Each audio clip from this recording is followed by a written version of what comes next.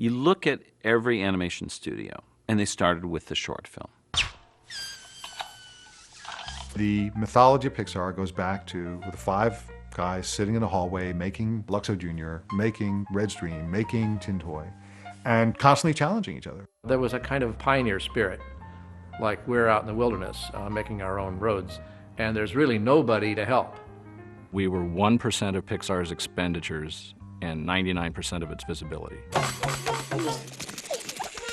When we showed our stuff, which now I look back and think it was kind of crude, but it blew people away at the time because it was so much in advance. It's really fun to see all the films strung together because you can see the medium evolve right before your eyes. The development of our talents, the development of our technology leading up to the first feature film.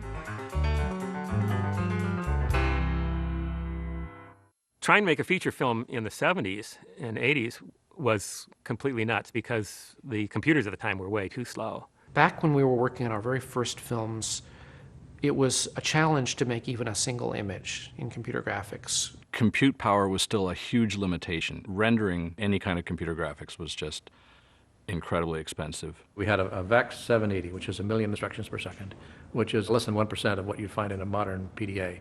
The computer in a cell phone is 100 times faster than the one that we had at Lucasfilm. So doing anything was just an incredible pain. In those days, computer animation, computer graphics was in the domain of guys in white lab coats. All of the images in the animation were being created by the same people who wrote the software.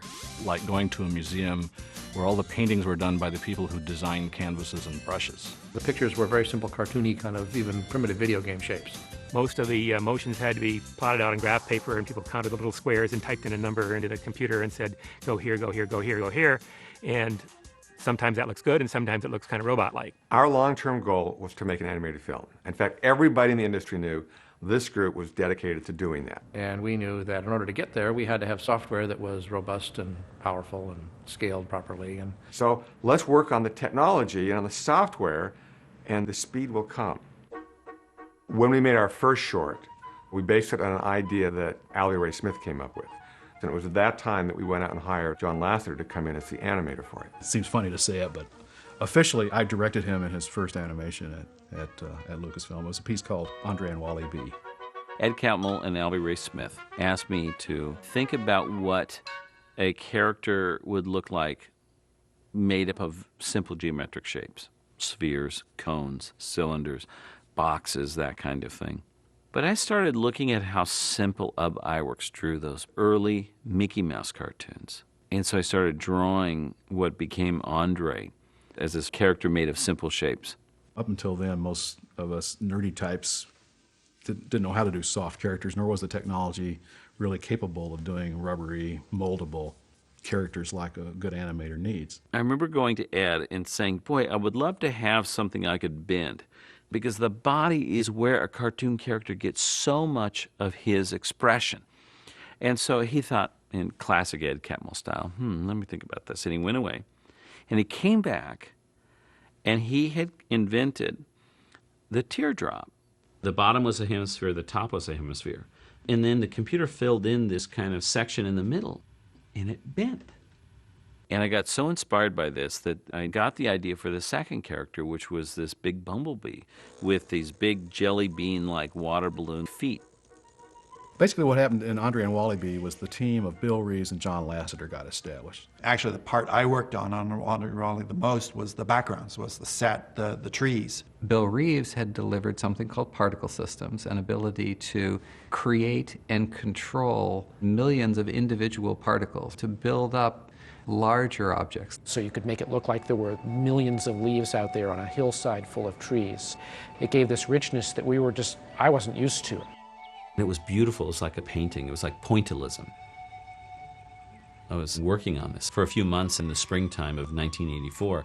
The big deadline was this computer graphics convention called SIGGRAPH. SIGGRAPH was a very important show at the time where a lot of the industry got together. And you would show up once a year and show off what you had done that year to all of your colleagues. They had courses, they had panels, and they had the evening film show. And this was like a Geek Fest rock and roll concert or something, because it was always in a big arena. It was a conference where everybody went, wow, a lot. because every year things were new. I remember Jim Blinn always coming every year. He was working at Jet Propulsion Lab, and he would come with planetary stuff of some form or another. And some of the companies started off by making logos, because you could have them spin around and put sparkles and do various things to have interesting logos. Most of it was just technology demonstrations. You know, crystal balls over a checkerboard, and everybody went crazy. I'm sitting here going, what am I missing here? But everyone recognized the technical advances that they were seeing. If it was a breakthrough moment, the house would come down with cheering and applause. There's no story, there's no characters, there's nothing to engage with at all, but we know how hard that was. And one of the techniques we wanted to show off in Andre and Wally-E, well, there's two. We wanted this animation done by a real animator to be showcased. We had the particle systems by Bill Reeves we wanted to showcase, and we had motion blur. This was one of the most revolutionary things that Pixar came up with. You actually blur characters out in the direction of motion during a frame. It made the difference between being commercially successful and not. We showed up with it, and the house went absolutely nuts. The fact that I was animating, just using my knowledge of animation principles, it had this snappy quality. And both visually and story-wise was a step above anything people had seen before. And I remember this guy, he came up to me and he said, John, what software did you use to animate Andre and Wally-E? I said, it was just, you know, a keyframe animation system, pretty much like other systems I've seen. He goes, no, it was so funny. What software did you use? Andre and Wally-E was proof that, yes, you could use this medium to tell a story. It wasn't much of a story, but you know, there it was. It worked. But we didn't finish it in time for SIGGRAPH. So it was partly rendered, and then part of it was in wireframe.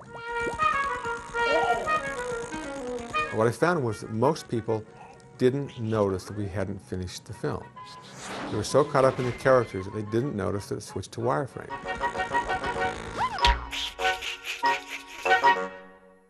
When I first came to Lucasfilm to work with the computer graphics group, I thought I was going to need to learn how to program to be able to animate. There were no off-the-shelf software packages. There were no easy-to-use techniques. I realized, you know what? I'm never going to know what Eben Ostby or Bill Reeves or Ed Catmull knows because they're PhDs. They've invented this stuff. Then I thought, well, wait a minute. They can't bring something to life through pure movement and give it personality like I can. So you know what? I'm just going to sit right next to them and work in collaboration. It was actually a really great environment because, you know, we could just yell across the room at each other when we had a problem or a question. John and Bill and Eben were constantly pushing each other to do better. I would always come up with an idea and show it to them. Can we do this? And I don't know if we can. Let me think about it. And they go off and they start working on it, doing a little R&D, and I'd look over their shoulder and I'd see something. And they'd say, oh, that's a mistake. I said, that's amazing. You know, can you do that again? Oh, yeah. Because then you could do this. And I draw something else. And it's, how about this? Oh, and it's an idea I would have never thought of if I hadn't seen the technology. It was this great back and forth. I always felt like the other half of John's ability to make films. We could do what he couldn't. Art challenges technology, and technology inspires the art. You know, and that's it, in a nutshell, the way we work at Pixar.